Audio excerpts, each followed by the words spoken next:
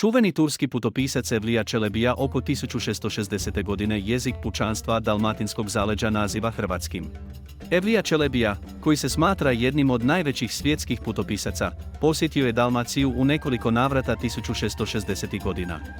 Jednom prilikom, posjetivši grad Drniš u šibenskom zaleđu, zapisuje da je materinji jezik stanovništva tog kraja hrvatski.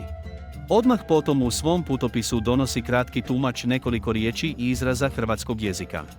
Čelebiju se dugo vremena nije smatralo pouzdanim putopiscem zbog velikog broja činjeničnih pogrešaka koje nalazimo u njegovom putopisu.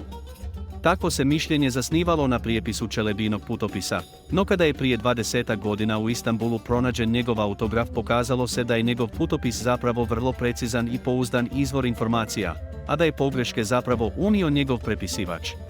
Napomenimo i da je UNESCO 2011. godinu, 400. godišnjicu njegovog rođenja, proglasio godinom proslave njegovog života i djela. Na zaslonu ste imali priliku vidjeti faksimil njegovog autografa kojeg su nam ljubazno poslali arhivisti iz arhiva Topkapi Palače u Istanbulu.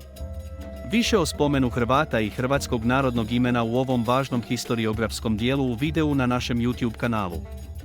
Ako vam se sviđa ovaj sadržaj, ne zaboravite se pretplatiti na naš YouTube kanal.